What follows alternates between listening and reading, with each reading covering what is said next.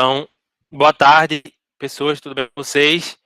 Dando início a mais uma aula de Física 1, tá? Na aula de hoje a gente vai trabalhar os capítulos iniciais do livro Texto Halliday, né? A gente vai trabalhar, como dito na aula passada, seguindo o planejamento, a gente vai estar o capítulo 1, que é bem pequenininho, tá? É só para a gente se familiarizar com algumas informações, e no capítulo 2 estudar o movimento unidimensional, tá bom? Então, nessa primeira semana a gente vê 2 capítulos, tá? E a gente libera uma lista referente a esses 2 capítulos. Então, ao final da aula eu vou estar disponibilizando a lista para vocês começarem a responder, tá? Então, vocês respondem a lista, né, num papel, né, escaneia e anexa no formulário que eu vou estar liberando também lá no Classroom, né? Eu acho que o Telegram tá ok, né? Quem não entrou, tem um link lá no Classroom e queira entrar, tem lá para poder entrar. Quem não quiser, pode me contactar por e-mail pelo Classroom e ainda tem também o Instagram, quem quiser. Então, não faltam meios de comunicação aí para vocês. Tranquilo? Alguma dúvida, galera, quanto a isso? Então, hoje a gente vai ver o capítulo 1, que é o capítulo de unidades, né? E a gente vai falar sobre algumas unidades, principalmente destacando as fundamentais para mecânica. E no capítulo 2 a gente vai estudar o movimento unidimensional. Beleza? Então, se não tem nenhuma dúvida, deixa eu compartilhar aqui uma janela com vocês.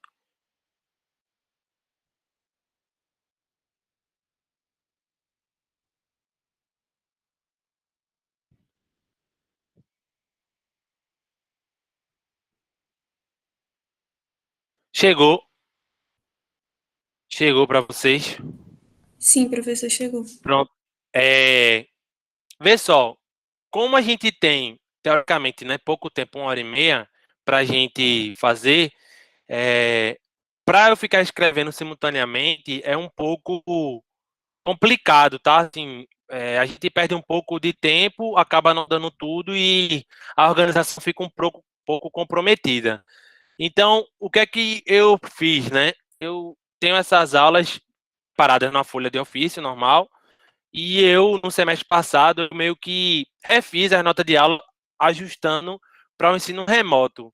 E aí ficou mais ou menos do jeito que vou mostrar para vocês. Aí, como é que eu estou fazendo? Eu estou mostrando, né, o que a gente vai discutir, e eu vou falando, explicando as coisas e argumentando, só que meio que já estão feitos, né, os cálculos.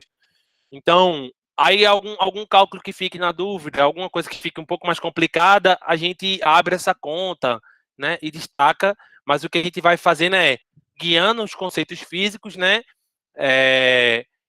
e argumentando, né, assim, descrevendo as contas que a gente está fazendo. Então, assim, é uma faca de dois gumes, né? Às vezes vai parecer mais fácil um cálculo do que realmente é, e às vezes também vai parecer mais complicado e, na verdade, ele é mais simples. Então, assim, caso não entenda algum, vocês podem falar tranquilamente, tá? Não tem nenhum problema quanto a isso. A única coisa é que a gente tem que ter cuidado, é que vocês também tentem estar fazendo esses cálculos, tá? Para ficar familiarizado, porque a gente vai fazer aqui bastante derivada nesse começo, né, de curso, tá? Então a gente vai trabalhar um bocado de derivada, vai falar um pouquinho. Então, quem tiver alguma dificuldade em derivada integral, dá uma revisada, né? Nas derivadas básicas, né? Polinomiais, trigonométricas, né? Tanto derivada quanto integral disso, né? Regra da cadeia, esse tipo de coisa a gente vai usar bastante ao longo do nosso curso. Às vezes mais, na semana, às vezes menos, mas ao longo do curso a gente vai estar sempre usando as derivadas mais simples, né? Exponencial, trigonométrica e polinomial. Basicamente, se você saber integrar e derivar isso aqui, não vai ter muitos problemas, tá? Não são não são muito complicados, né? Aqui não exige tanta substituição, tá? É coisa simples, mas você tem que estar familiarizado.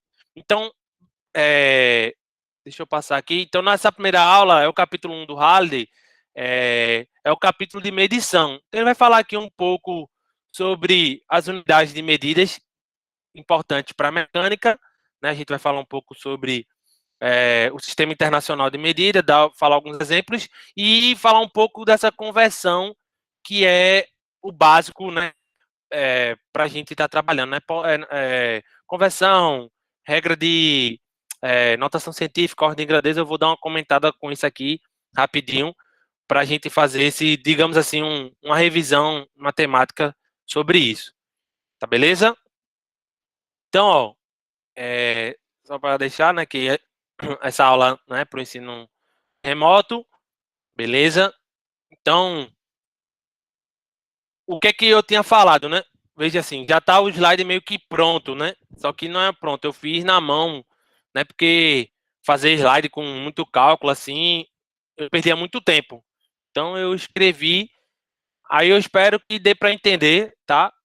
E aí você tenta acompanhar o que eu estiver falando, né? Então, deixa eu colocar aqui. Então, a gente chegou alguém, essa aula vai ser ruim porque acho que vão ficar parando, porque vai chegar gente. Então, a gente vai ter que entender, né, que o que é medição, tá certo? Então, desde a antiguidade, o ser humano ele tenta medir as coisas, né? Então, é da natureza do ser humano medir as coisas e buscar informações, né? Então, a física, ela existe, né, de pensadores desde a antiguidade, né, como a filosofia da natureza, né, a gente tentava descrever a natureza, né, que estava ao nosso redor, e ela já foi se transformando ao longo do tempo. A gente já vai estudar, né, a física clássica, tá? E ficou caracterizado que tudo que a gente queria medir, a gente necessitava de um padrão, né? E tudo que a gente necessitava de um padrão poderia ser medido. E aí, tudo isso que era medido, a gente definiu como sendo uma grandeza, tá? Então, a grandeza é tudo que você pode ser medido, né? Então, um tamanho, uma quantidade, né? Um, né? Uma energia, uma força. Então, uma série de coisas que você pode medir só que a gente precisa comparar um padrão. Então, no método antigo, né, a gente tinha muita dificuldade disso, porque sempre existiu muitos reis, muitas monarquias, e cada região adotava, cada reino, digamos assim, adotava um critério. Que aí por isso que vocês vão ver, né, que existem unidades hoje como polegadas, jardas, né, estádios. Então, essas unidades, né, principalmente polegadas, jardas, elas eram baseadas no rei.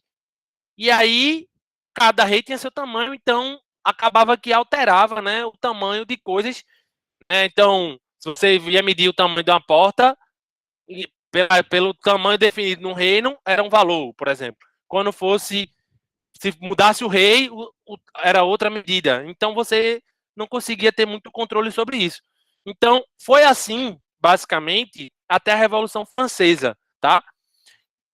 E aí, a partir da Revolução Francesa, é que começou a gente ter um comitê, digamos assim, para organizar e padronizar essas grandezas, tá? E aí surgiu, então, o chamado Sistema Internacional de Unidades, tá? Ou de medidas, que é o chamado SI, acho que vocês já ouviram falar, né? Então, o SI, ele meio que padronizou, principalmente para o meio acadêmico, né? Assim, para a ciência, algumas unidades. E ficou conhecido como nas ciências, né, na natureza, existem 7 grandezas fundamentais, tá? Essas grandezas fundamentais, elas são o comprimento, a massa, né, tá aqui, ó, o comprimento, a massa, o tempo, a carga elétrica, a temperatura, a quantidade de matéria e a intensidade luminosa. Essas são as 7 grandezas fundamentais. Qualquer outra grandeza que a gente vai descrever, ela vai ser uma combinação de algumas dessas grandezas. Por exemplo, Mário, mas existe velocidade. Então, a gente vai ver que velocidade É uma combinação de comprimento com tempo, por exemplo, né? Então, a gente vai ver que tem corrente elétrica. A gente vai ver que a corrente elétrica, né, é a combinação de carga elétrica com tempo. Então, a gente vai ver que todas as outras grandezas, elas vão ser grandezas derivadas, né, por uma combinação dessas 7. Beleza?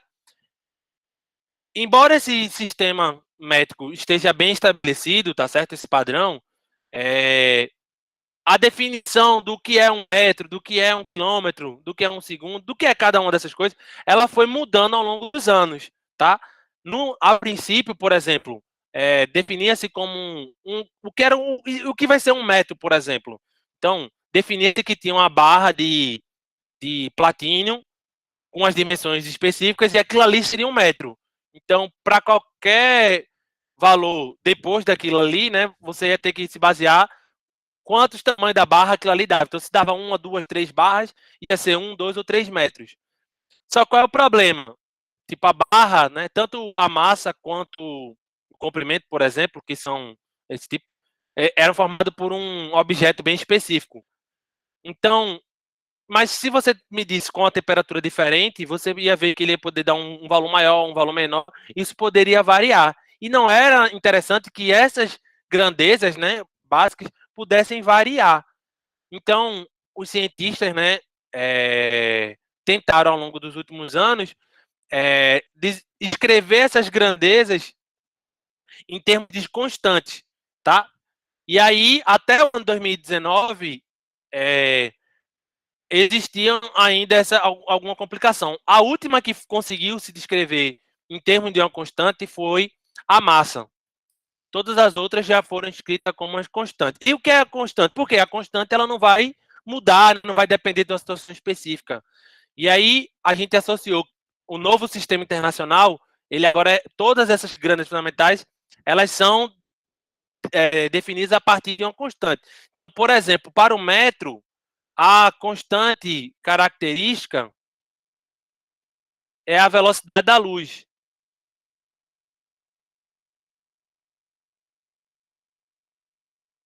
E aí o que é que definiu como um metro? Aí eu sei. E aí o que é que definiu como um metro? Por exemplo, um metro seria a distância que a luz percorre em um segundo. Beleza? Então, não vai mudar, não vai depender da temperatura. A velocidade da luz é uma constante, né? É de 9,99, aproximadamente, né, 3 vezes 10 a oitava metros por segundo. Então, é uma constante, né? Então,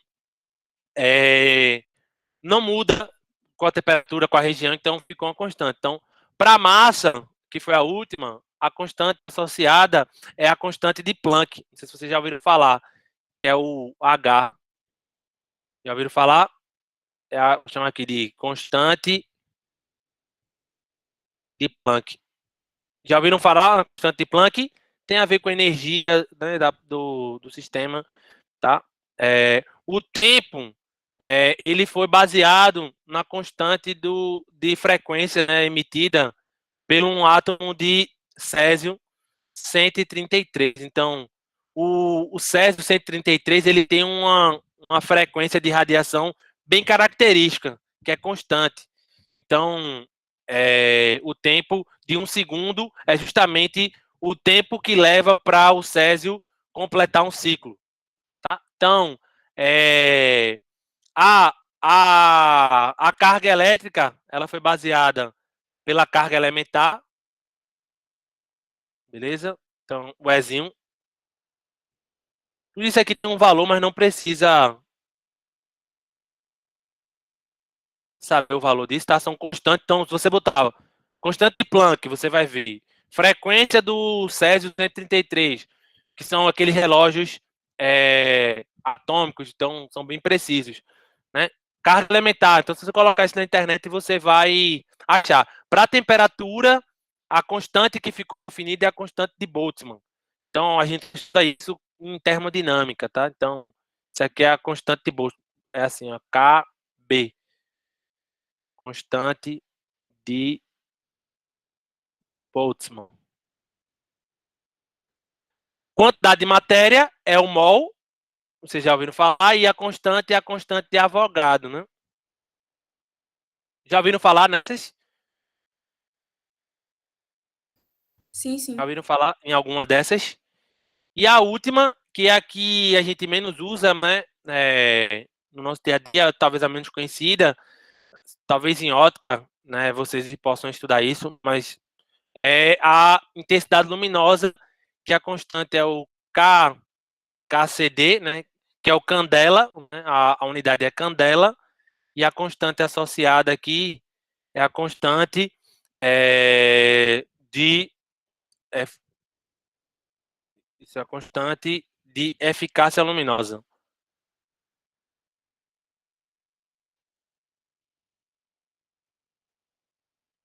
Opa, peraí, acho que eu escrevi.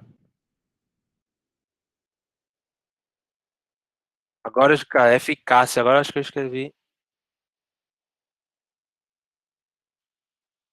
Beleza?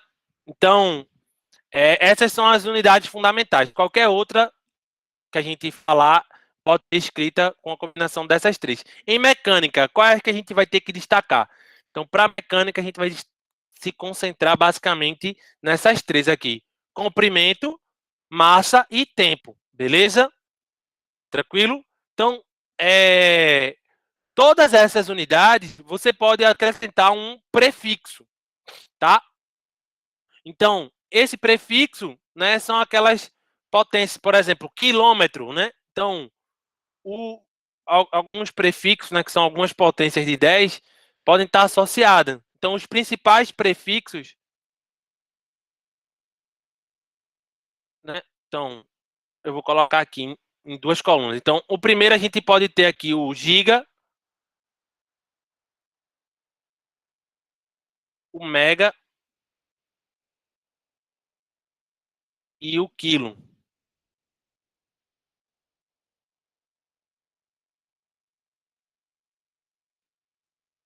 Então, o giga é 10 a nona, o mega é o milhão, 10 a sexta, o quilo, 10 a terceira. Então, esses são os prefixos para valores maiores, os principais que a gente usa, tá?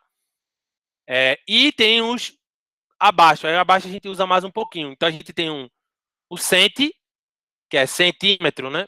Então, centi, o mili, que é o Mzinho, o micro, que é tipo umzinho assim,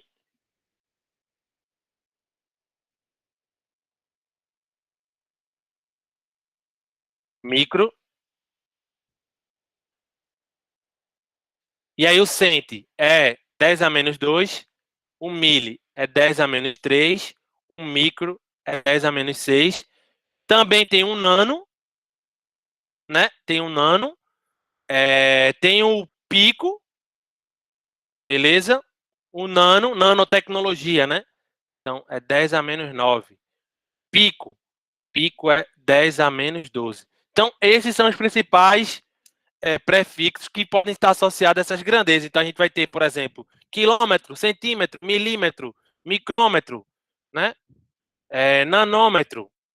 Aí, quilo, você vai ter quilograma, vai ter grama, centigrama, né? Segundo, você vai ter milissegundo, nanosegundo, tá? Microsegundo. Então, você pode adicionar essas potências de 10 ao prefixo, beleza? Então, as unidades padrões de comprimento é metro, de massa, quilograma, de tempo, segundo, de carga elétrica é o coulomb, de temperatura é o Kelvin, de quantidade de matéria é o mol e de intensidade luminosa é a candela. Então, nessas unidades, né, o SI, ele é chamado de SI ou de MKS. Porque o MKS é tipo metro, quilômetro e segundo. Tá? Então, se falar no sistema MKS, significa que está no SI. Está tudo em metro, tudo em quilômetro, em quilograma e tudo em segundo. Mas também existe o chamado sistema CGS, tá? Que seria tudo em centímetro, tudo em grama e tudo em segundo. Tá beleza ou não? Tranquilo até aqui? Tranquilo. Então, só para você ter uma noção dessas três que a gente vai trabalhar, para você ter a noção, por exemplo, no comprimento, a gente tem distâncias, por exemplo, a Terra a Plutão na ordem aqui de 6 vezes 10 a 12 metros. E também tem, por exemplo, o raio do próton, que é da ordem de 1 vezes 10 a menos 15 metros. Então você varia aí absurdamente, né, essa escala. A mesma coisa para a massa. A gente tem desde a massa do elétron, que pesa por volta de 9 vezes 10 a menos 31 kg, até, por exemplo, a massa da nossa galáxia, que pesa, deixa eu filar aqui, 2,2 vezes 10 a 41 kg. Então, veja aí que é absurdo, né, a diferença de escala que você pode ter aí no, no geral. E o tempo, só para não ficar também, o tempo, a gente tem uma noção, a física, digamos assim, a física começou a existir, desde o Big Bang, ela começou a existir, a física, a partir do tempo de 10 a menos 43 segundos. Deixa eu só confirmar isso. Ou seja, teve o Big Bang, passou 10 a menos 43 segundos, as leis que a gente conhece hoje, elas podem ser respondidas a partir disso. Antes disso, não existia conhecimento, assim, não existiam as forças, as interações como a gente consegue estudar. Até, por exemplo, né, o tamanho, né, cadê aqui que eu coloquei? Que é a idade do universo, né? E tem uma noção que a idade do universo é de 10, aproximadamente, né, da ordem de 5 vezes 10 a 17 segundos, tá? Então, só para deixar claro aqui, ó, esse tempo aqui é chamado tempo de Planck. O que significa? Teve o Big Bang, passou esse 10 a menos 43 segundos, que para a gente não é nada, né? Mas para o universo é extremamente importante, porque antes disso não existia nada, digamos assim. Então, teve as explosões, teve as reações, e a partir da formação de dimensões do tempo é que começou as interações serem como a gente entende hoje. Então, para você explicar o que acontece entre o 0 e o 10 a menos 43, você precisaria de uma teoria quântica relativística, que eu não faço a menor ideia de como vai ser isso, entendeu? A gravidade, ela é uma das leis da natureza que não relaciona muito bem com as outras, né? Então, você tem que colocar a gravidade dentro do mundo quântico, o negócio fica louco, né? Mas a partir do 10 a menos 43 começou a existir a relatividade, as coisas como a gente consegue explicar hoje, né? Não no nosso curso, mas na vida avançada, digamos assim, nos cursos mais avançados, é a partir desse momento que faz, né, sentido para a física. Beleza? Então, isso foi mais ou menos um resumo. O que é uma coisa muito importante, que vocês viram aqui, ó, então a gente vai trabalhar muito com potência de 10, né? Então tem que ter essa familiaridade, notação científica, ordem de grandeza, e você saber relacionar unidades, né? Então, você vai ter problemas que você vai querer a resposta em unidades do SI, mas os dados estão em outro sistema de unidades, ou estão em outras unidades. Então, como é que a gente faz essa conversão?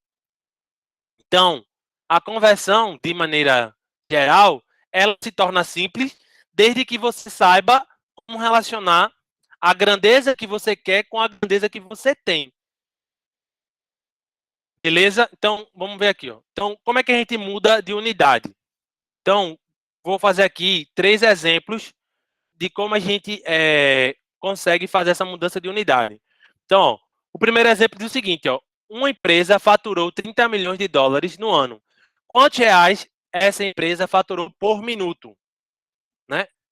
Aí, para eu saber como é que eu vou saber em real se está me dando em dólar, então eu preciso saber relacionar. Então, a grande dificuldade vai ser, você sabe relacionar o que ele deu, dólares, com o que você quer real, por exemplo? Se sim, você consegue escrever a nova unidade. Se não, não vai dar para fazer essa conversão. E aí, se você conhece essa conversão, é simples, ó. É sempre fazer o que eu quero, né? Então, tipo, o que eu quero. Deixa eu só colocar aqui. Então, eu quero real por minuto, não é isso? Eu quero real por minuto. Então, como é que eu faço a conversão? Eu escrevo a antiga, digamos assim, o que foi dado na questão, em termos da nova. Então, 30 milhões de dólares por ano, então tá aqui, ó, 30 milhões de dólares por ano, eu vou pegar no lugar de dólar, vou escrever em função do real, e, e, e o ano, como eu quero por minuto, eu vou escrever de ano para minuto. Então, eu vou passar aqui de 30 milhões, então milhões é mega, né? Então, isso aqui é 10 a sexta. Então, para ficar mais fácil, ó, 30 vezes 10 a sexta é 30 milhões de dólares por ano. Então, no lugar de dólares, eu vou colocar o valor de dólares em real, que na época que eu fiz essa conversão, estava 5,60, mas ele deu uma baixada, né? Deu uma baixada hoje, eu acho que ele está 5,40, eu não sei quanto é que tá o dólar, mas enfim, é, não sei quanto é que tá o dólar hoje, mas ele chegou a bater R$ 5, né, há uns 2 meses atrás, e ele subiu mais um pouquinho, acho que hoje ele tá 5,33, 5,34. Mas não importa, né? O que você importa é saber a conversão. Obviamente, como você está mudando de câmbio, essa flutuação é de minuto a minuto, né? Mas, de uma maneira geral, você pode fazer aí na média.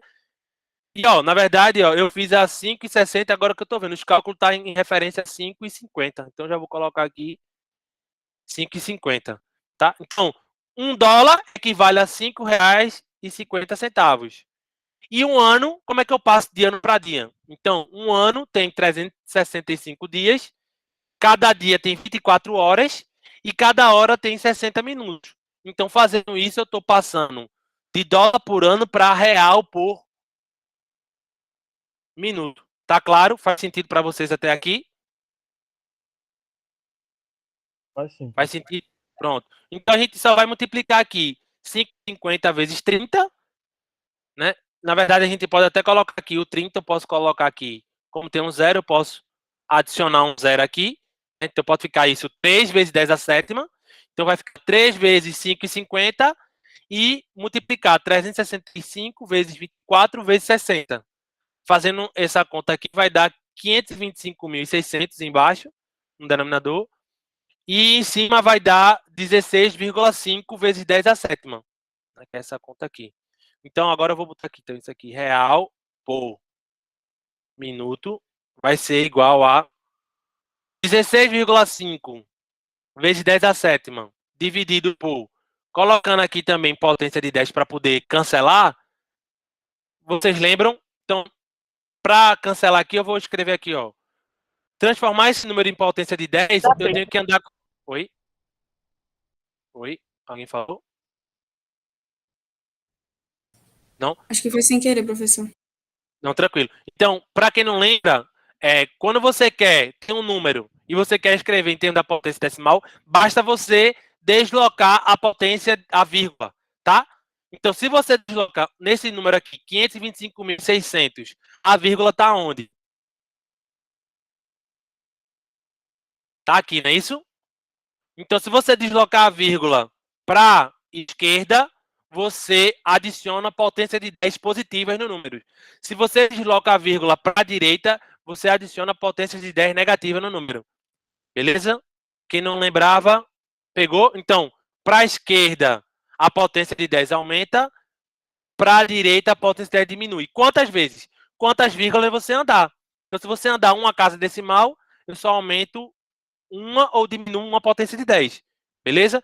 Nesse caso aqui, eu quero diminuir para poder ficar mais fácil de fazer a divisão aqui de 16,5. Então, eu vou escrever aqui 5,25, né, 6. E aí a vírgula teve que andar quantas casas? 1, 2, 3, 4, 5. Então, se deslocou 5 casas decimais para a esquerda, a minha potência de 10 vai aumentar 5. Então, por isso que aqui apareceu 10 a quinta. Tranquilo ou não? Tranquilo? Tranquilo até aí, professor. Tranquilo, né? Pronto. Então, se você dividir aqui 16,5 dividido por 5,256, você vai chegar mais ou menos a 3,14. O 10 com 10 a quinta sobra o 10 a 2. Então, uma empresa que faturou 30 milhões de dólares por ano equivale a ela ter arrecadado R$ 314 por minuto. Né? Como 10 a 2 é 100, 3,14 vezes 100 dá R$ 314 por minuto. Né? A galera fez agora um cálculo parecido com esse. Quem gosta de futebol, pelo menos deve ter visto, que Messi saiu do Barcelona e foi para o PSG. Né? E aí fizeram um cálculo, né, de quanto o Messi ia ganhar. Aí tinha lá, o salário dele é, sei lá, 200 milhões de euros por ano. Aí a galera foi fazendo. Ele ganha, não, 200 milhões de euros não, acho que é 150 milhões de euros. Dava uns 300 milhões de reais por ano. Aí a galera foi fazendo. Em um mês ele ganha isso, em uma semana ele ganha isso, aí foi fazer até, acho que até segundo. Aí parece que era R$ 300 por segundo. Era uma coisa assim que ele ganhava. R$ 10.000 era R$ 30.000 por minuto. Imagine a cada minuto. Eita, deixei cair aqui um negócio. Apanhar para pegar, já ganhei 30 mil conto. É uma coisa absurda assim, né? Então, dá para fazer essas conversões. E aí, qual é a regra geral? A regra geral é sempre isso. Sempre que você quer escrever uma unidade, porque vocês ficaram meio que, acredito eu, quem saiu do ensino médio fica convencionado a uma única mudança, que é de quilômetro por hora para metro por segundo. Né? Tá em quilômetro por hora, eu divido por 3,6. Né? Tá em metro por segundo, eu multiplico por 3,6. Não é isso que vocês ficam, né? A gente fica bitolado só a fazer a conversão, basicamente, quando é potência de quilograma para grama, né? De quilo de cento para metro, por exemplo. Mas de unidades aleatórias, por exemplo, a gente nunca nem trabalha isso, na verdade, mas a gente não consegue ficar convertendo. Os problemas estão em. Eu quero o meu problema em centímetro por minuto, a minha velocidade. Aí, como é que a gente faria isso? Então, não é nada demais. É só você escrever o que ele quer, né? Escrever o que ele deu em termos da que você quer. Então, para isso, você precisa saber como é a relação. Essa é a grande dificuldade. Então, se eu quero em centímetro e eu estou dando em hectômetro, você tem que saber qual é a relação de hectômetro para centímetro. Essa vai ser a grande dificuldade. Se eu estou dando em. Se eu quero em segundo e eu estou dando em ano, eu tenho que saber como é que eu passo de ano para segundo. Essa seria a grande dificuldade de você fazer as conversões. Mas basicamente é isso. É escrever o que ele tá dando em termos da que ele está pedindo, da nova, né? Então, por isso que eu digo aqui, escrever a velha, que é o que é dado na questão, em termos a nova, que é o que ele está pedindo. Então, um exemplo mais para mecânica, que é o que a gente faz. Quanto é 1 km por hora em unidade do SI? Então, quanto é 1 km por hora em metros por segundo? Né? Então, se eu estou dando em quilômetro por hora e quero em metro por segundo, eu vou escrever o que é quilômetro em termos de metro e hora em termos de segundo. Então, 1 km por hora, então 1 km tem 1.000 metros.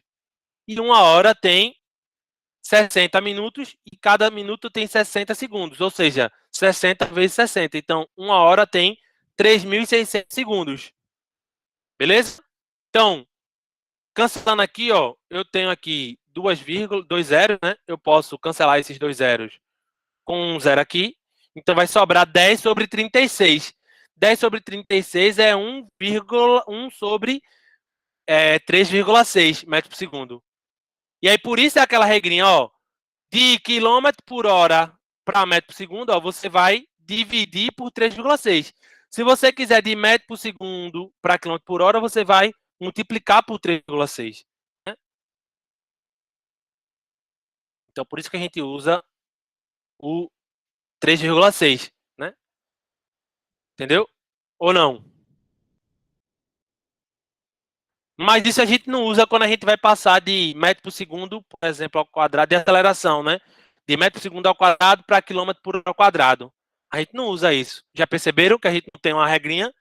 Porque, veja só, como é que fica a gravidade 9,8 metros por segundo ao quadrado? Tá no SI.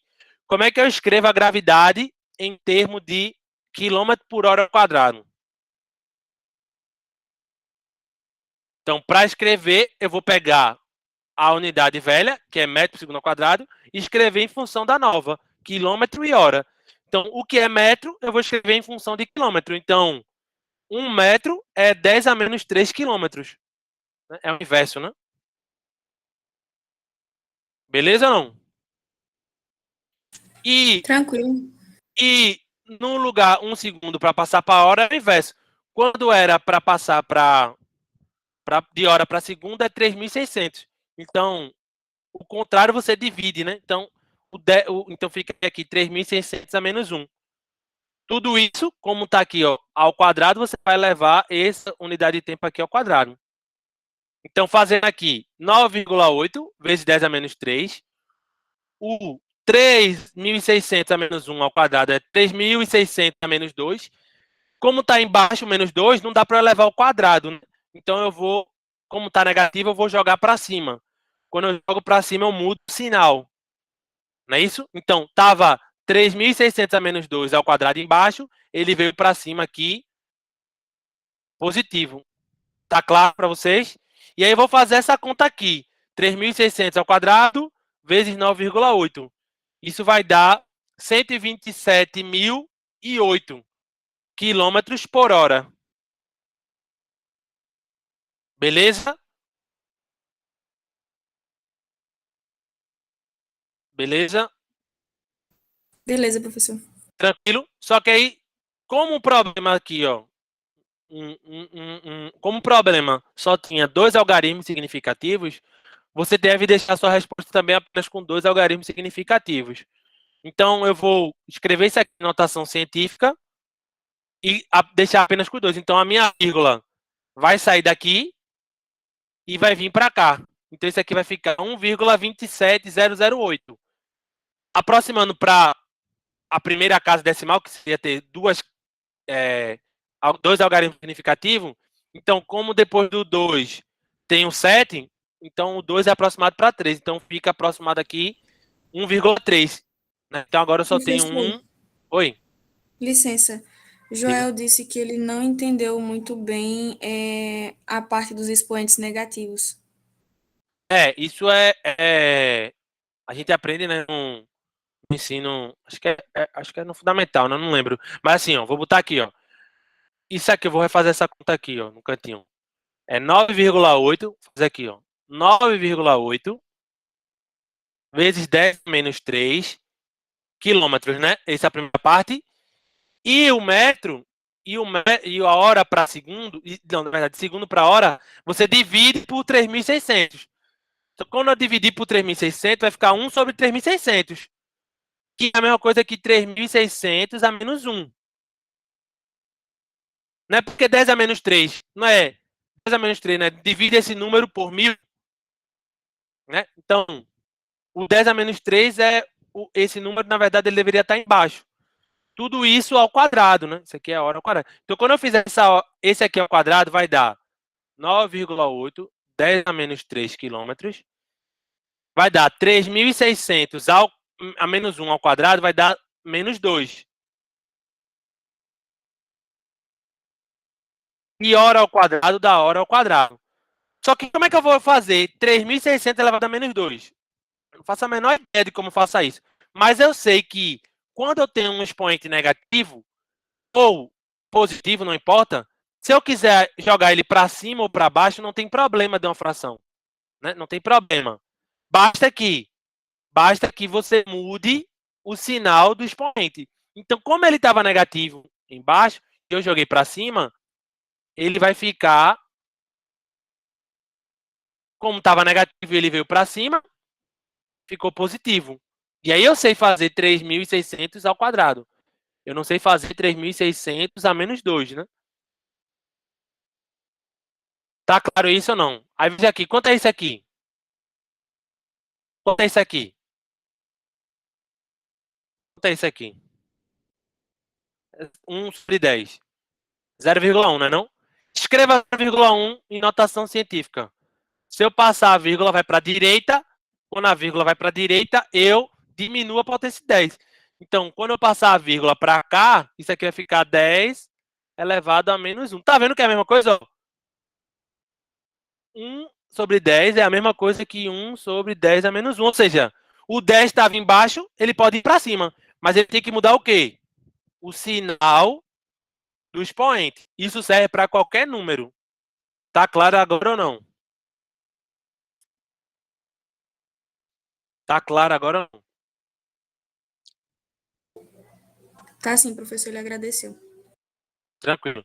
Então, fazendo essa conta, para não deixar assim, como aqui só tem 2 algarismos, eu vou arredondar isso aqui para ficar só com 2 algarismos. Lembrando que a potência de 10 ela não conta como um algarismo, beleza? Então, isso aqui vai ficar 1,3, né? Porque quando eu vou arredondar 1, quanto? Como é 2,7, como depois do 2 é um número maior do que 5, então isso aqui vira 3, não é isso? Então vai ficar 1,3 vezes 10 à quinta, que é justamente 9,8 metros por segundo, é a mesma coisa que 1,3 vezes 10 à quinta quilômetro por hora ao quadrado, ou seja, 1,3 vezes 10 à quinta seria a gravidade em quilômetros por hora ao quadrado, né? E aí, por isso que quando a gente usa a gravidade, a gente fica usando muito em quilômetro por hora ao quadrado. A gente sempre usa no SI, porque fica o número menorzinho, né? Imagine, toda vez você... Quanto é o peso? Aí passar o peso para multiplicar isso aqui por 10 e tal. Então, a gente deixa em termos de... Mas é assim que faz. Sempre escrever a velha em termos da nova. Beleza? Então, fazer um último exemplo aqui, para acabar, é uma molécula de água. Então, ó, só para você ver, isso aqui foi o que eu já tinha. E aí, como eu acho que é um pouco mais rápido aqui, eu vou estar sempre agora nesse ano, como eu tenho mais tempo, né, tipo mais semanas, eu vou estar sempre tentando fazer mais questões durante a aula. Então, as questões que forem novas, eu vou estar adicionando em texto aqui e a gente resolve na hora, tá? As questões que eu já tinha feito como exemplo aqui, por exemplo, esse daqui, vai continuar como exemplo e a gente vai seguindo. Aí, se eu achar que não é suficiente e que tem mais tempo, eu adiciono e a gente faz assim, beleza? Então, uma molécula de água, H2O, né, contém 2 átomos de... Opa, ficou...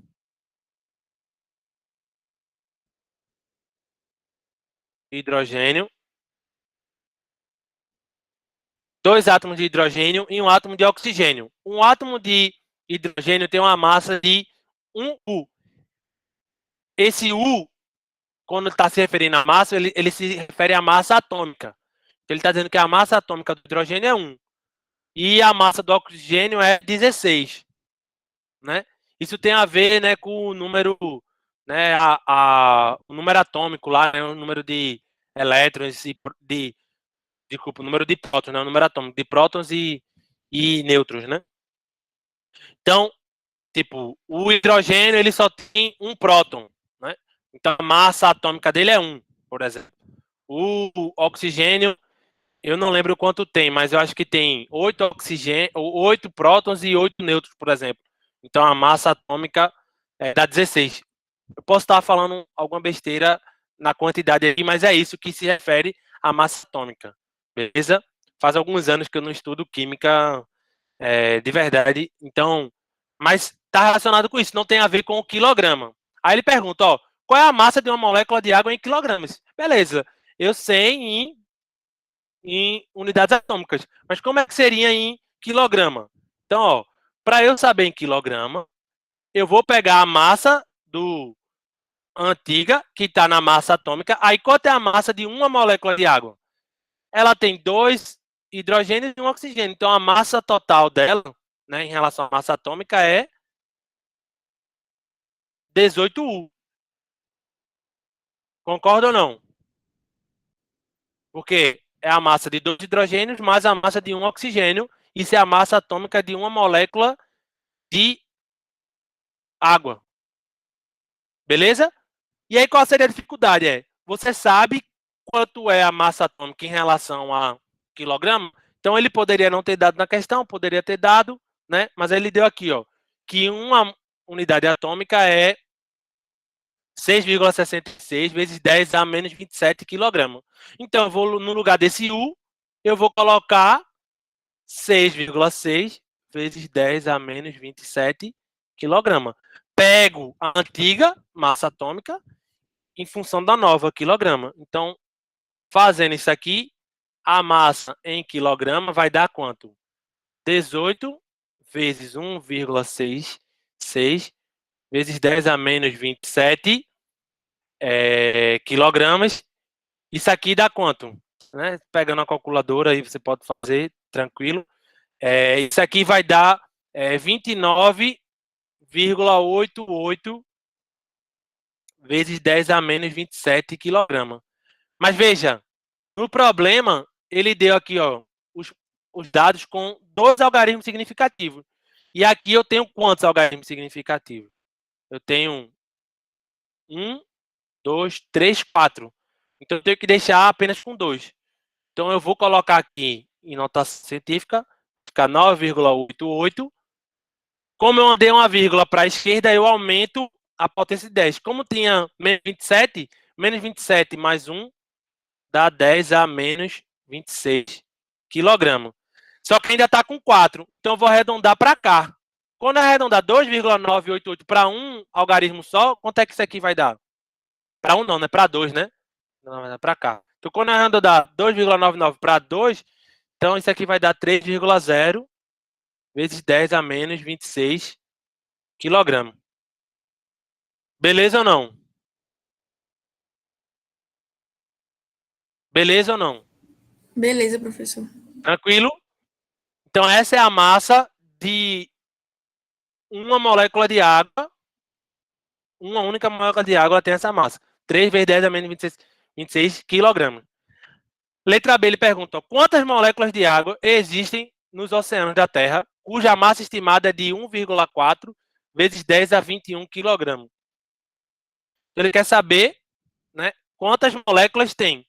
Então, veja, se cada molécula tem uma massa de 3 vezes 10 a menos 26 quilogramas, e a massa total de todas as moléculas da massa do oceano é 1,4 vezes 10 a menos 21, então, para eu saber o número de moléculas que cabem aqui, é só eu dividir, né, não? Então, o número de moléculas vai ser a massa, né, total dividido pela massa, né, a molécula, né? Isso aqui em química seria como se fosse equivalente ao número de mols, né? Como é que você calcula o número de mols de uma quantidade de substância? Você pega a massa total e divide pela massa molar, não é isso? Não é isso?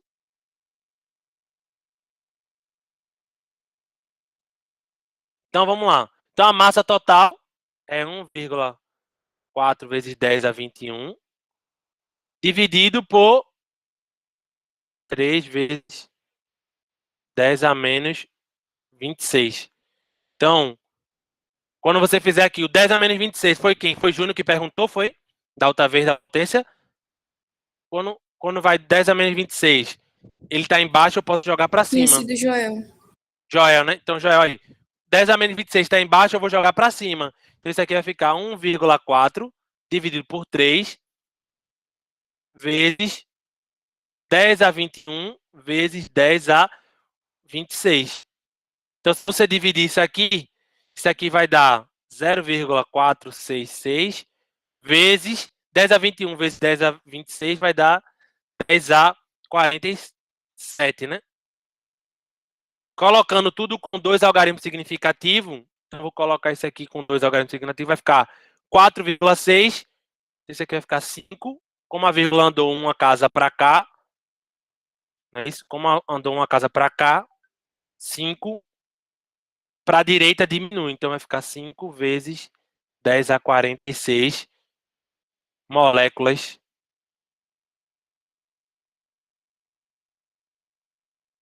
Beleza? Então, com isso, esse é o primeiro capítulo, né, Esse é o primeiro capítulo. É basicamente isso, entendi. Oi?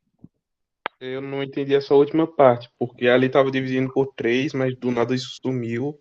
3 Não aonde? entendi Onde é que muito bem. sumiu? Não, eu dividi. É porque Divida 1,4 dividido por 3. Divida? Vai dar sim, foi mal. Foi mal. 0,46. Não. Eu não Não, tinha ligado nessa parte. é para perguntar, é para perguntar. né? É porque eu dividi, né? Aqui ele estava, aí quando eu dividi, eu coloquei aqui, é 0,46. 6. De fato, essa parte aí eu acabei não me ligando.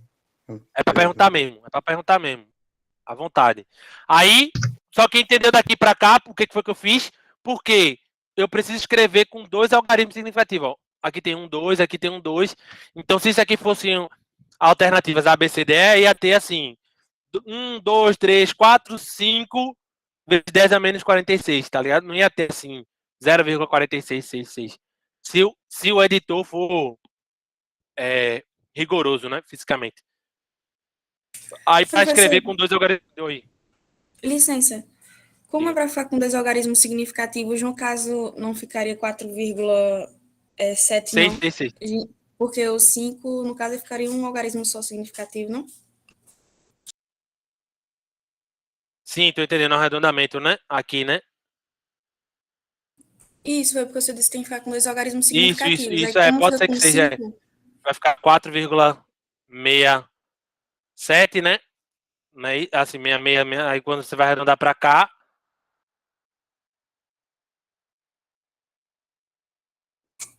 Se ficaria 4,7 para ficar com 2 algarismos significativos em vez de 5. Isso. Seria se fosse para 1, né? Se fosse para 1 é que ficaria 5, né? Tá certo. Ficaria 5 se fosse para 1, né? Ficaria 5 se o arredondamento fosse para cá, não é isso? Para o 4, né? Mas como o arredondamento é para cá, tá certo. Tá certo. Beleza? Como é para 2, deixa eu apagar aqui. Como é para 2, né? O arredondamento tem que ser baseado.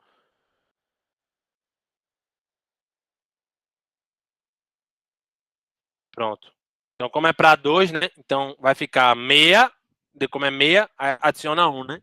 67, tá certo. Beleza? Pronto.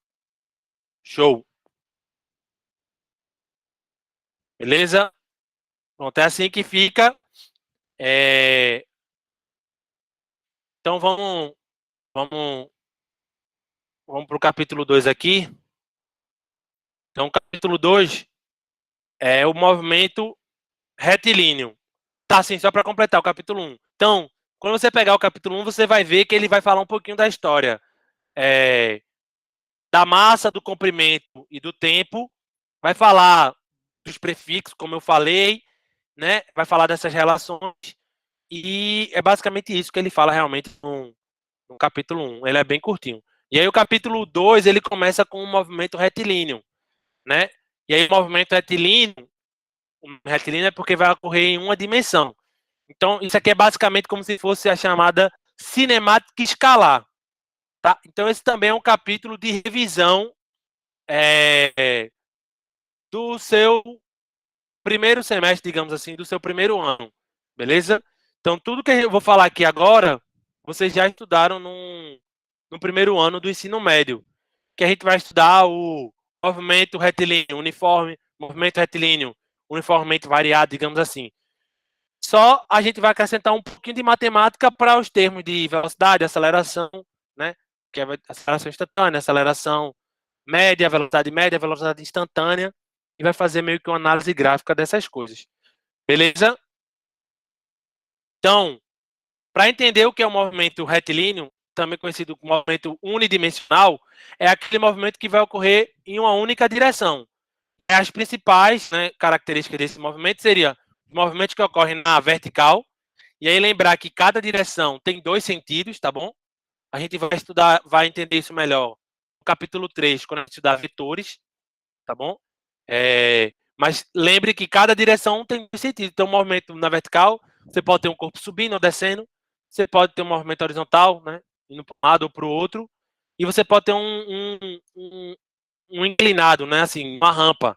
A gente vai ver que existe um lançamento oblíquo, né?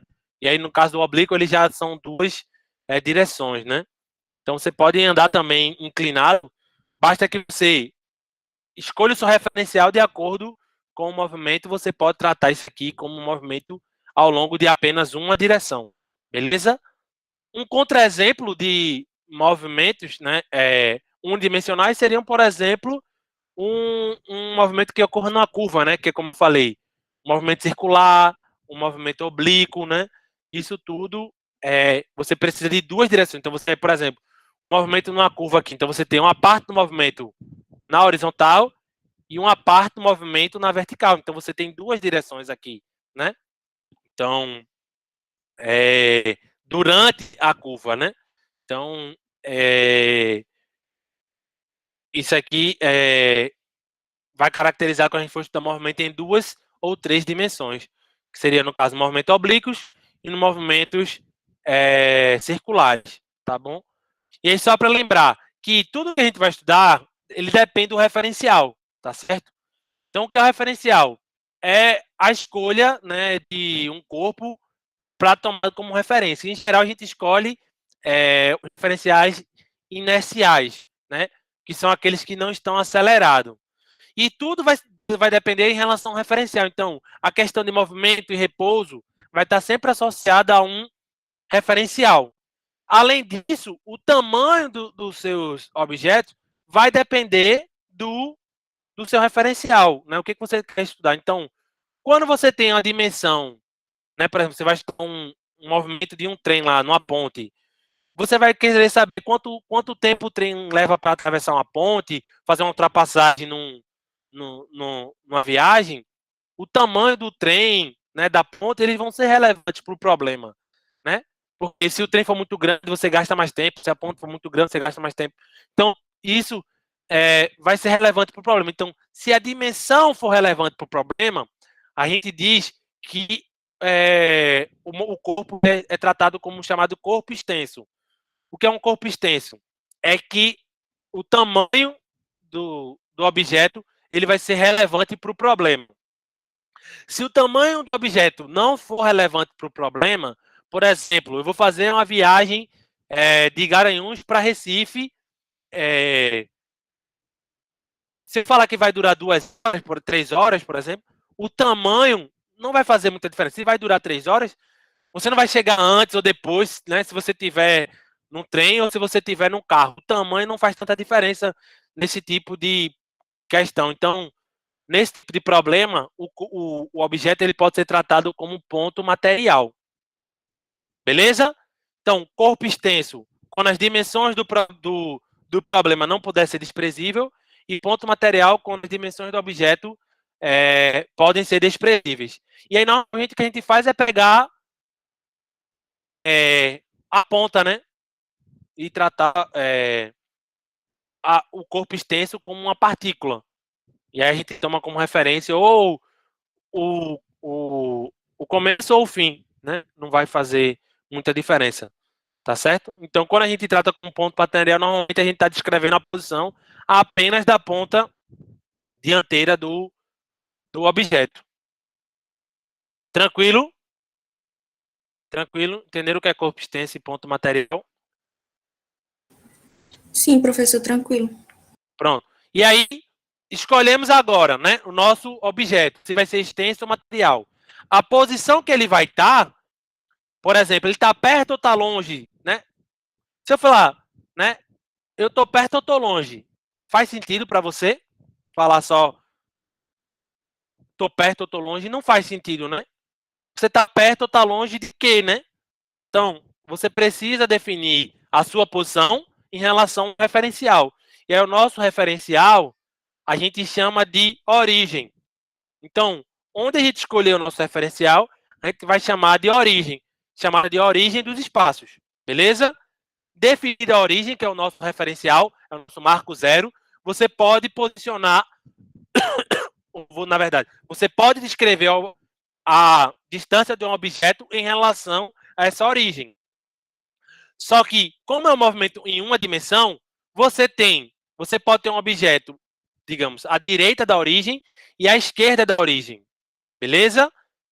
Então, você pode ter um objeto a 1 metro da origem e um outro objeto também a 1 metro da origem. Só que ele está de lados opostos. Como é que a gente diferencia isso? Então, a gente diferencia isso escolhendo um sentido. Então, definido a origem, você escolhe um sentido. Por exemplo, nesse caso aqui, à direita da minha origem, eu disse que você ia ter posições positivas. E à minha esquerda, eu ia ter posições negativas. É uma questão de escolha, tá bom? Em geral, a gente escolhe para a direita, em geral, porque fica mais convencionado com os eixos cartesianos, né?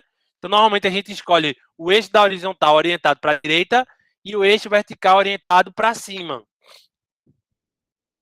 Né? Mas não tem uma regra. Você pode escolher livremente o seu referencial, você pode escolher livremente o sentido, tá? Não tem uma regra sobre isso. Mas escolhido o sentido, né, você mantém durante toda a questão, né? Durante todo o problema, né? Licença, professor. Fale. No caso, a origem, ela nem sempre vai estar no marco zero, não, né? Não, a origem é o marco zero. A origem é o marco zero do seu problema, né? Do seu problema, né? Do seu problema, né? Ok, professor. Tá, o senhor vai do seu disponibilizar problema. os slides? Mas veja, você não entendeu não, que você está ainda engajado. Veja, a origem é... Quando a gente escolher a origem, nosso zero, a partir de onde a gente vai ser... Aquilo ali vai ser o nosso marco zero daquele problema. Obviamente, você... Né, porque você, não sei se você está pensando no caso. Esse é o marco zero do Recife, né? Que foi onde a galera chegou.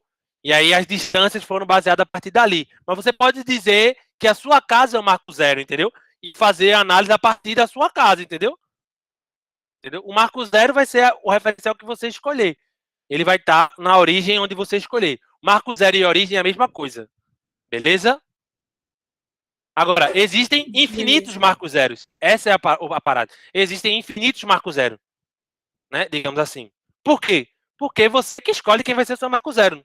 Às vezes o problema encaminha você para um lado, mas em geral você pode escolher onde é o seu marco zero, entendeu? Vou dizer, o marco zero vai ser onde o carro está. Então, a partir daqui onde ele está é o zero. Vamos ver quanto é que ele vai andar a partir daqui. Né? Então, assim, é realmente de escolha. A única coisa é que quando você escolher, você vai se referir para ele, né? E aí, veja só. Escolhido o marco zero, você também tem que escolher o sentido. Oi. Licença. Aí surgiu umas dúvidas aqui no chat, né? No caso... A galera pode abrir o microfone, porque eu não vejo, né? E Pronto, se não falar, Thalita, não levantar a mão, não vejo. Oi, diga aí. Thalita perguntou assim, basicamente, é o nosso ponto de partida. E Joel perguntou assim, então não é necessariamente de onde o corpo saiu. Isso, calma, são duas perguntas diferentes, né? Veja aí, que uma contrapõe a outra, né? Basicamente é o nosso ponto de partida e não é necessariamente onde o corpo saiu, né? Na verdade é isso. Não existe uma regra. Você que vai escolher. Vai ter problemas que vai ser mais fácil a gente colocar da onde a gente sai e vai ter problemas que vai ser mais fácil escolher no meio do caminho. Isso vai depender dos problemas, entendeu? Não existe uma regra, né? Não existe uma regra. Quando ele deixar livre, você pode escolher. Realmente você pode escolher. Mas às vezes ele já dá, a gente vai ver as equações, e aí muitas vezes ele já dá a equação. Então, como ele já está dando, ele já escolheu o referencial, ele já está dizendo que a distância, qual é a relação, é o referencial, e aí você segue, entendeu? Então, quando ele deixa livre, você pode escolher se é onde você vai sair, se é no meio do caminho, final, vai depender de uma série de fatores. Quando a gente vai para energia, fica mais fácil a gente ver. Por exemplo, quando a gente for estudar energia, a gente vai ver que a gente vai poder escolher, por exemplo, o nível zero de altura. Então a gente sempre vai escolher o nível zero, o ponto mais baixo que a partícula chegar, entendeu? Para você ter que fazer menos coisa, por exemplo. Mas não pode ser o ponto de saída, pode ser o ponto de chegada, pode ser um ponto que você nem passe. Se ficar livre, é livre. E se ficar já dada a equação, quando ele já dá a equação, ele já diz quem é a origem, quem é a distância que ele saiu, já disse tudo, entendeu? Às vezes a gente não vai nem precisar pensar nisso. Aí o que eu estou falando é isso, que escolhido a origem e o sentido, você vai poder se deslocar. Então, uma partícula, por exemplo, está aqui na posição menos 1/2, eu posso ir para a direita ou posso ir para a esquerda, mudando a minha posição. E aí, como é que eu calculo essa minha variação da posição, né? Esse meu deslocamento. Então, quando você muda de posição, quando, por exemplo, saí de 1,5, menos 1,5 e fui para 1,5 do outro lado. Né? Então, eu saí de menos 1,5, ou seja, eu estava de um lado da origem, depois eu fui para 1,5 positivo, significa que eu estou do outro lado. Qual lado vai ser? Vai depender da setinha. né, o positivo, né, vai aumentar sempre no sentido da setinha que vai ser escolhida, né?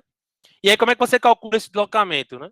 É sempre o valor final menos o valor inicial. Então, se eu sair de menos 1,5, que é a minha posição inicial, e fui para uma posição de 1,5, o meu deslocamento foi de quanto?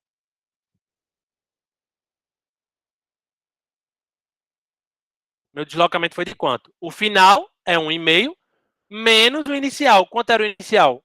Menos 1,5. Então, menos 1, com menos vai dar mais. Então, vai dar 1,5 mais 1,5, dá 3. Então, para eu sair da posição menos 1,5 e ir para a posição 1,5, eu precisei deslocar 3 metros. Tá aqui. Beleza? Então, o deslocamento é o delta X, delta Y, delta S, tá bom? Tudo isso é só pegar a posição final e a posição menos a posição inicial. Então, vamos lá. Se eu estou na posição aqui, 2,5, por exemplo, e venho agora para a posição menos 1, quanto foi meu deslocamento? Posição final, menos 1. Menos a posição inicial, que era 2,5. Então, menos 1 menos 2,5, menos 3,5. Note que aqui era positivo.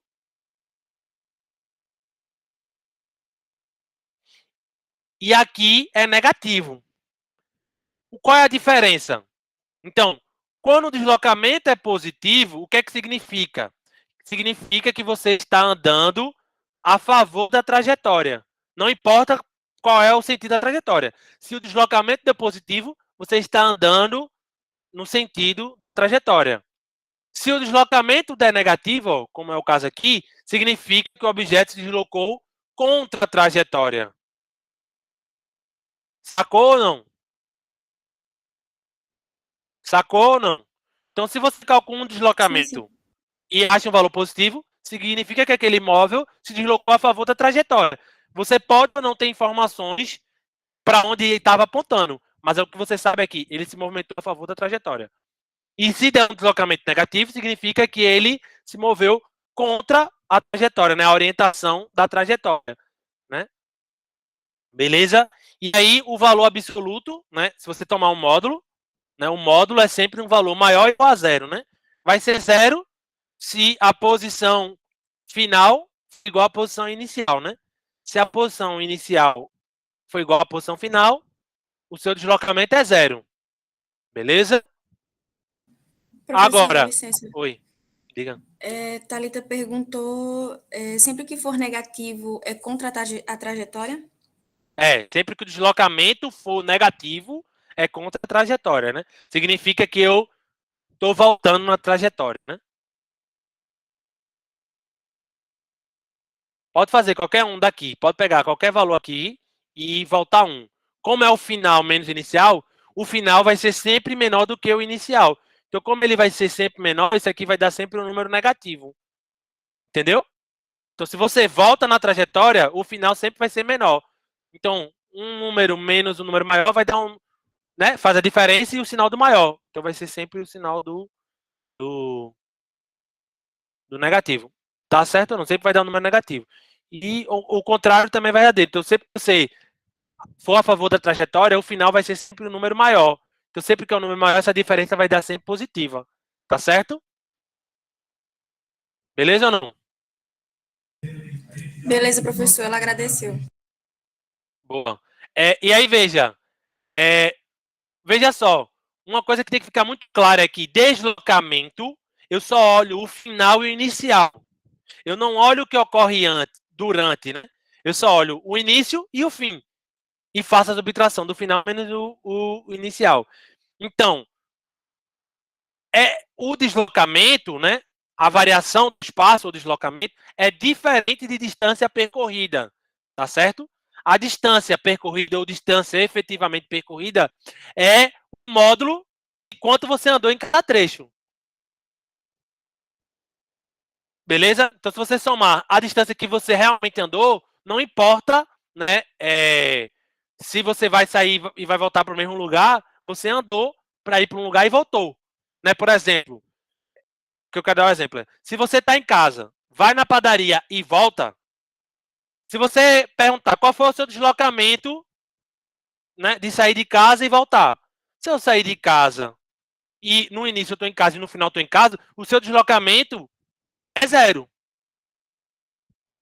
Entendeu? Porque você não aumentou a distância, né? Você está no mesmo lugar do início. Então, efetivamente, você não se deslocou. Dá para entender ou não? Agora, não quer dizer que você não teve uma distância percorrida, né?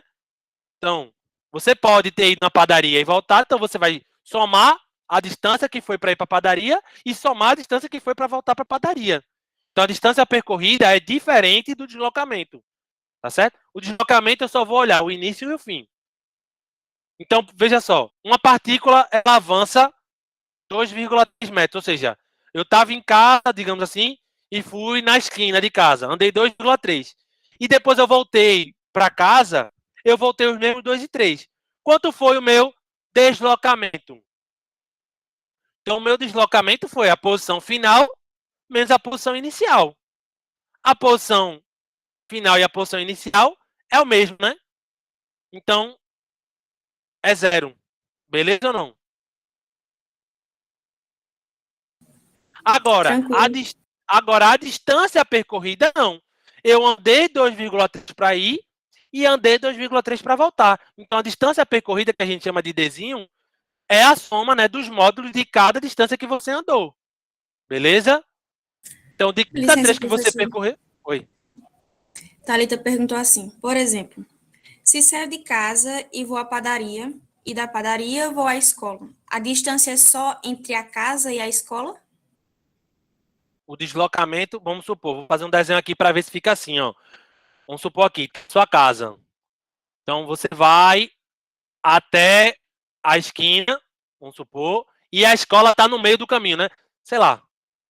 Né? Vamos supor que você volte, não é isso? Beleza? Então, aqui está a escola. Então, quanto foi o seu deslocamento? O seu deslocamento foi esse aqui. Foi o final menos o inicial. Onde você chegou? No fim, a escola, o início, sua casa. Agora, a sua distância percorrida. Então, a sua distância percorrida vai ser que somar essa distância aqui, vamos chamar aqui, sei lá, de um D1, e aqui um D2. Então, você andou D1 mais D2. Agora, o deslocamento foi da sua casa para a escola. Quanto é o deslocamento da casa para a escola? Final menos inicial. Entendeu ou não? Então, Parece que está entendendo. deslocamento é diferente de distância percorrida. Por isso que eu estou dizendo, distância percorrida é somar todas as distâncias que você realmente andou, efetivamente andou. E deslocamento não. É só você pegar qual foi o que eu quero, de onde eu saí para onde eu cheguei. E ver qual é a distância de onde eu saí para onde eu cheguei. Como é uma dimensão, tudo aqui é uma dimensão, sempre vai ser uma reta, né? Então, essa distância, nesse caso aqui, a menor distância sempre vai ser uma reta. Então, qual é a distância aqui? Final e inicial. Não tem. Às vezes, obviamente, pode coincidir a distância percorrida com o deslocamento. Claro que pode. Nesses dois exemplos aqui, a distância percorrida foi igual ao deslocamento. Né? Nesse caso aqui, se eu for direto de menos 1,5 para 1,5, minha distância percorrida foi 3 e meu deslocamento também foi 3. Então, nesse caso, coincide. Mas não é uma regra. Né? Não é uma regra. Tá claro ou não? Tá claro? Então, é só mais uma observação. Então, quando a gente vai falando de velocidade média, a gente não vai estar preocupado com distância percorrida. A gente vai estar preocupado com deslocamento. Beleza? É a posição final e a posição inicial. Certo? E aí, o que é o movimento, né? Então, quando é que você vai ter o movimento? Quando a sua posição começa a variar com o tempo. Então, se sua posição começa a variar com o tempo, você tem o que a gente chama de velocidade. Você está em movimento. Obviamente, depende do referencial, tá certo? Né? Porque para você ter movimento, a sua posição tem que estar mudando em relação ao referencial. Beleza? Se sua posição não muda em relação ao referencial, você está em repouso. Só para dar um exemplo aqui, ó. Por exemplo, a caneta. Estão vendo a caneta vermelha? Estão vendo a caneta vermelha? Estão vendo? Sim ou não? Bia, é tu que fala, né, Bia? Bia é representante da turma, né? Tá vendo a caneta professor. aí? Pronto. Sim, Estão sim. vendo a caneta vermelha? Ela tá em repouso ou em movimento?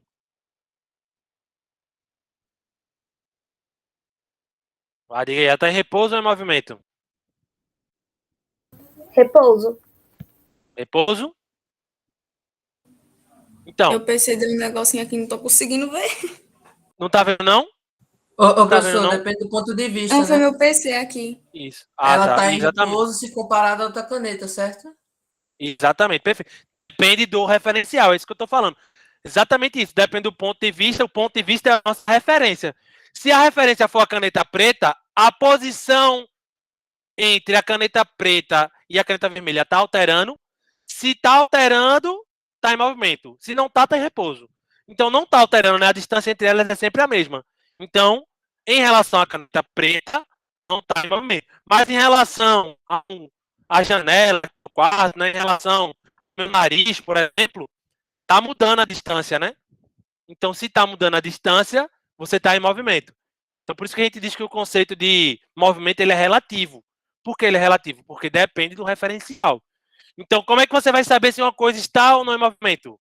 Se ele vai estar ou não mudando a posição em relação ao referencial escolhido, entendeu? Aí por isso que eu disse, você tem que escolher um referencial e levar para o resto da questão. Porque se você fica mudando, a sua interpretação vai ficar alterando e você não vai conseguir chegar em lugar nenhum. Entendeu? Entendeu ou não? Sim, Beleza? sim. Deixa eu só falar mais um pouquinho aqui, pelo menos para eu falar até velocidade instantânea, e aí eu termino. Então, ó, como a posição muda no tempo, você pode fazer o gráfico. O primeiro gráfico é você pegar cada posição, deixa eu colocar aqui, então, você vai começar a marcar o tempo de um objeto. Aí você começa a marcar a posição dele com o passar do tempo. E vai anotando no gráfico. Tá? Então, como ele está passando, você vai anotando no gráfico e você vai fazendo o gráfico da posição em função do tempo. Então, se está mudando a posição, tem vários valores de posição ao longo do tempo. Então, isso aqui tem movimento. Já se você pega um objeto e ele está parado, e você, para aquele referencial, claro, né? E você começa a marcar a posição dele ao passar do tempo, ele vai estar sempre no mesmo lugar. E se ele vai estar sempre no mesmo lugar, é porque ele está na mesma posição, né? Ele não saiu do canto. Entendeu? Então, a gente pode ter infinitos gráficos aqui, né, que a gente pode fazer diferentes tipos de movimento. A gente não vai estudar qualquer tipo de movimento, a gente vai estudar alguns mais específicos, né, que no caso, o movimento uniforme é aquele em que a velocidade é constante e o movimento uniformemente variado, que vai ser aquele que a velocidade é constante, tá? Mas para qualquer tipo de movimento, você sempre pode calcular, que no caso seriam movimentos muito mais complexos, tá? Em movimentos muito mais complexos, a gente pode sempre calcular a velocidade média, que é o VM ou V barra, beleza? VM, velocidade média, V barra, também é velocidade média. E a velocidade média, como o nome diz, é uma aproximação, né, da velocidade que o objeto teve durante aquele movimento, beleza? E aí, como o nome diz, é uma média, tá? Então, não é que é uma média propriamente de uma média ponderada, por exemplo. Ela é uma média que ela vai pegar simplesmente a distância que você andou e quanto tempo você levou para andar aquela distância. Se você ficou parado um tempo, se você voltou, não importa. O que importa é quanto você andou naquele intervalo e dividir pelo aquele intervalo. Se você fizer isso, você acha a velocidade média, que é o delta S sobre delta T. Beleza? Então a velocidade média é o delta S sobre delta T. Então, se eu quero saber a velocidade média de uma viagem que o cara vai de Garanhuns para Recife, eu só vou ter que pegar a distância que é de Garanhuns para Recife e dividir pelo tempo que ele gastou. Aí vamos supor que a distância de Garanhuns para Recife é 300 quilômetros. E o tempo que ele gastou foi 3 horas. A velocidade média foi 100 km por hora. Mário, um outro carro fez esses 300 quilômetros, só que agora ele fez em 5 horas. Eu não quero saber se ele fez 5 horas porque ele parou para almoçar, porque ele parou para abastecer, ele não gastou 5 horas, então a distância é 300, dividido por 5 daria 60 km por hora. Isso seria a velocidade média. Não importa o quanto ficou parado ou não. Você pega o tempo total que ele gastou e o deslocamento que ele teve. Tá claro isso? Eu só pego o início e o fim. Por isso que eu digo aqui, ó, que a velocidade média ela é insensível ao que ocorre durante. Eu não estou preocupado se o carro parou para abastecer, se o carro parou para se alimentar. Não, o carro não, né? As pessoas pararam para comer. Entendeu? Eu só pego da onde ele saiu, qual foi a hora que ele saiu, da onde ele saiu, onde é que ele chegou. Então, quanto ele se deslocou, quanto foi o deslocamento e quanto tempo ele demorou para chegar lá. Então, eu só vou analisar isso. E aí, lembrando que a velocidade média, ela não vai representar propriamente a velocidade que você teve durante a trajetória. Então, por exemplo, se um cara saiu de Garanhuns e chegou em Recife em 3 horas, a velocidade média dele, vamos supor que foi de 100 km por hora. Não quer dizer que ele ficou 100 km a viagem toda. Então, pode ser que ele nem tenha ficado em 100 direito. Né? Pode ser que um trecho ele ficou em 120, outra parte mais devagar ele ficou em 70, em 80, mas na média dava 100. O que é que a média representa? É que se ele saísse de Garanhuns com 100 km por hora e ficasse o tempo todo com 100 km por hora, ele chegaria em 3 horas em Recife. A velocidade é isso, se fosse para substituir por um valor e ficar sempre e chegar no mesmo tempo, seria esse o valor da velocidade. Tá claro isso ou não? Tá claro isso ou não? Sim, sim. E como é que você calcula graficamente? Então, ó, se você tiver um gráfico da posição, sempre bom estar atento a isso, tá? Posição e tempo. Se você quiser calcular a velocidade média, basta, então deixa eu colocar aqui, ó, basta você calcular, então vamos supor aqui que aqui seja o tempo que eu quero, vou chamar de T1, e eu quero calcular a velocidade média dessa parte do movimento.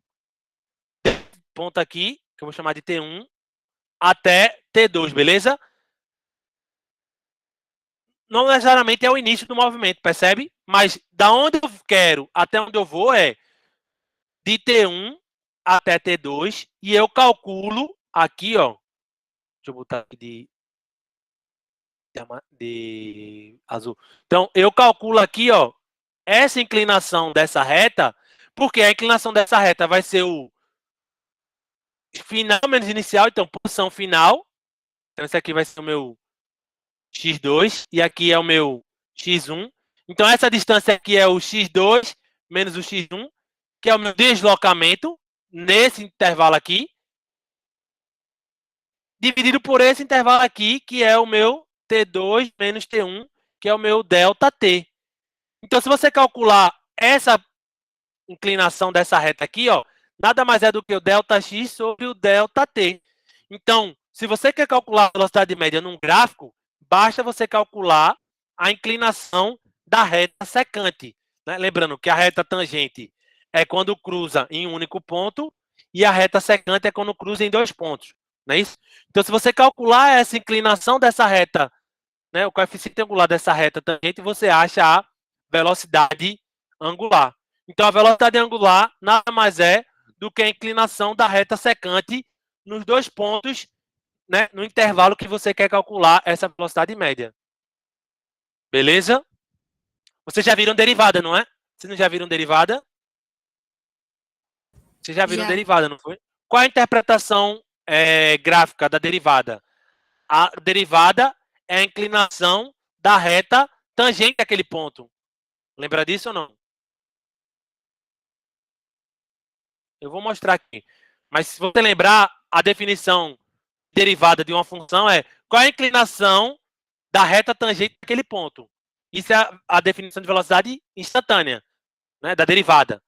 E o que seria a velocidade média? Seria a inclinação da reta secante, só que no caso, como é média, você tem 2 pontos. Quando é derivada, é em relação a um único ponto. Sacou ou não a diferença?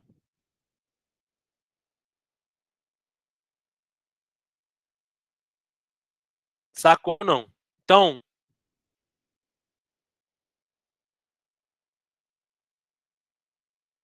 sacou? Ou não? Diga aí. Não, mas o pessoal disse que sim.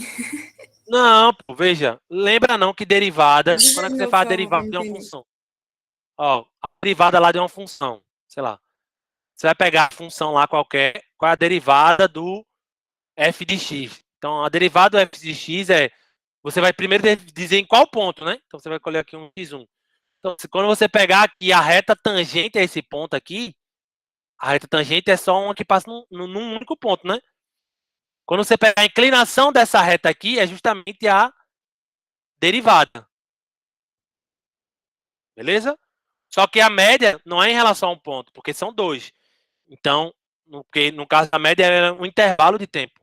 Então, você pega a inclinação da reta secante. A inclinação da reta tangente é uma derivada. A inclinação da reta secante é a média. Né? Ah, sim, É agora isso. entendi. É isso. Beleza?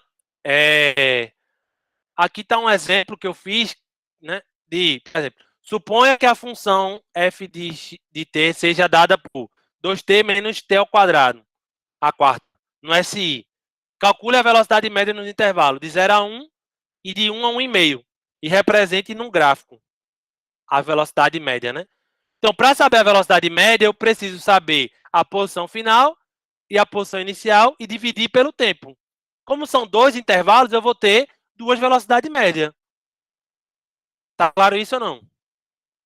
Então, para a velocidade média, eu vou pegar e no primeiro intervalo é 0 e 1. Então, eu vou saber qual é a minha posição quando o tempo é 0. Vou colocar aqui quando o t for 0. Quando o t for 0, isso aqui vai dar 0. E quando o t for 1, qual é a minha posição? Vou colocar aqui no lugar de t, eu vou colocar 1. 2 vezes 1, menos 1. Então, isso aqui vai dar 1. Então, entre 0 e 1, eu vou, no início, eu estou em 0, e no final estou em 1 metro. Quanto foi a minha velocidade média nesse primeiro intervalo? 1 final, menos inicial, 1 menos 0. E o tempo, quanto foi? 1 menos 0. Então, a minha velocidade média nesse trecho aqui foi de 1 metro por segundo. Então, nesse intervalo que você analisou, foi de 1 metro por segundo a velocidade média, por exemplo. E no 2, eu vou de 1 para 1,5.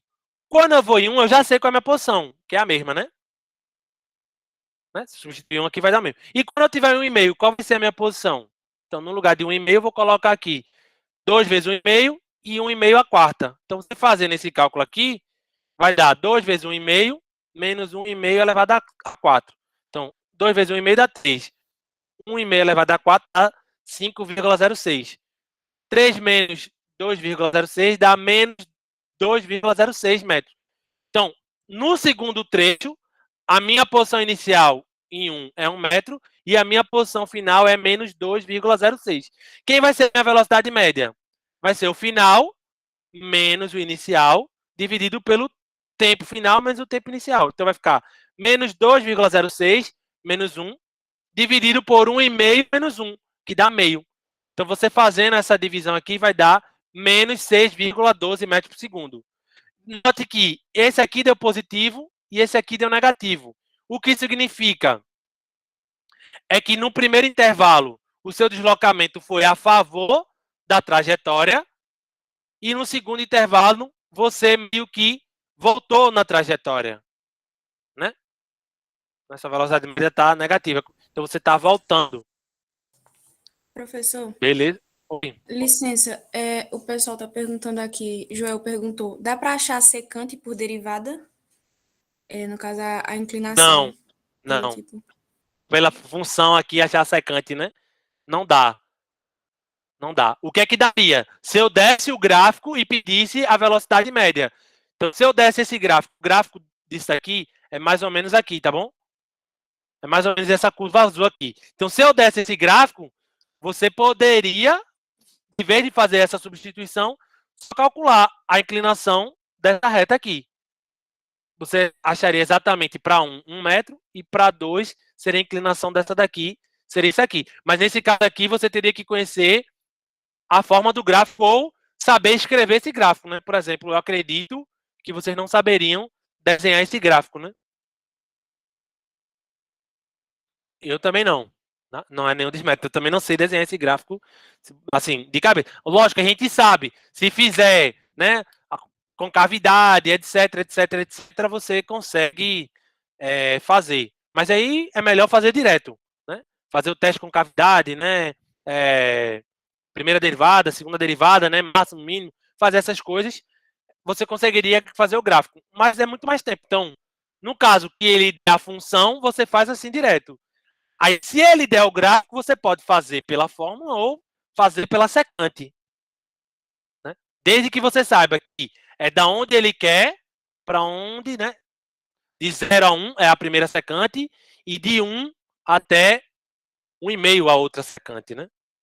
Então, se você fizer aqui essa secante aqui, só fazer cateto oposto sobre cateto adjacente. Já dá justamente 1 sobre 1, que é 1.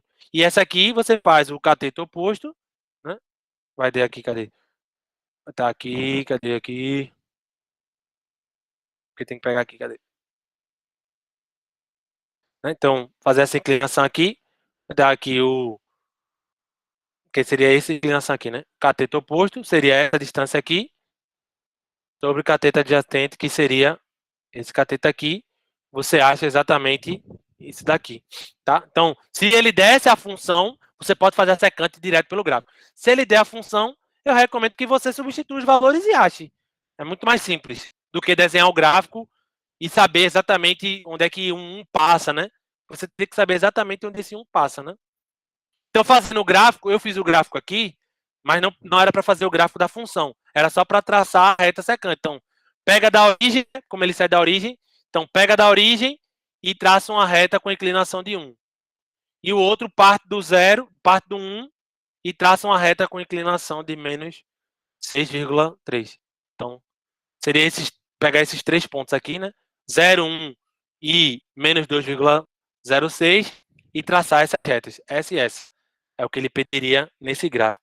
Beleza, eu vou parar por aqui, porque eu já passei 8 minutos. Eu queria falar de velocidade instantânea para vocês começarem a pensar na lista, mas eu acho que eu vou demorar mais de 10 minutos. E aí eu não sei como é que está o tempo de vocês aí. E aí eu começo falando então na próxima aula, que eu preciso menos acho que uns 10 minutos. Porque realmente essa é a parte nova, né? Essa é a parte nova da lista. Então, eu vou, na próxima aula, eu começo terminando falando de velocidade instantânea, aceleração média instantânea e falando de alguns movimentos particulares e falo do capítulo é uma hora e meia, né? 1 hora e meia, né, que a gente tá combinado, né? Então pronto, eu vou parar. Semana que vem eu começo daqui e aí faltam 2 slides só. Tá? Faltam 2 slides só. E aí a gente faz uns exercícios. Eu vou liberar. Eu ia liberar a lista. Eu vou liberar de qualquer forma, tá certo? Eu só vou aumentar o prazo um pouquinho. Mas eu vou liberar a lista. Mas vai ter assuntos que vocês, teoricamente, ainda não viram. Mas quem quiser já ir pensando, aí eu libero. Aí na próxima semana eu dou um prazo, né, para entregar as listas, beleza? Ou eu libero a lista, semana que vem eu adiciono os problemas de vetores e aí postergo por mais uma semana a lista, né? Beleza? Então eu vou parar por aqui se alguém não tiver nenhuma. Vou colocar a lista, quem quiser pensando já vai. Professor, Oi. No caso, o senhor ainda vai colocar, né? O pessoal perguntou aqui, a lista é para quando? Eu vou colocar, porque a lista, como eu atrasei aqui, né? 2, 3, eu falei mais do capítulo 1 do que eu queria, mas eu me empolguei. A lista seria para terça que vem. São poucas questões, são acho que 5 ou 6 questões. Aí dá para fazer uma parte da lista hoje, pelo menos. E aí na próxima semana eu termino esse assunto e falo de vetores. E aí eu junto mais tipo uma lista de vetores e aí vocês entregam tipo daqui a 15 dias, por exemplo.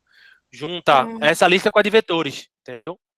Aí Pronto, ficaria mais ou menos isso. Se o senhor quiser liberar logo, que nem o senhor falou assim, tipo, que nem você pensou aí, logo tudo. É bom porque também a gente já vai realmente pensando. Não, eu vou e já liberar vai tudo tentando. porque. Eu vou liberar tudo porque são poucas questões. Eu tinha colocado, era realmente para fazer em uma semana, são 2 ou 3 questões. Acho que são 2 questões do capítulo 1 e 3 ou 4 questões do capítulo 2. É uma dinâmica para ser rápido, não é para ser muito tempo.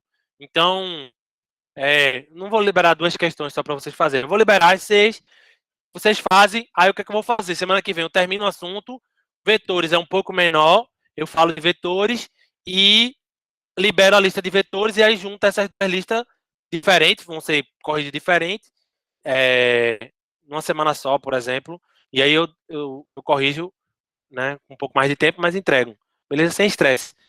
Você vai ter a lista e vai ter o negócio. Alguma dúvida? Alguma dúvida?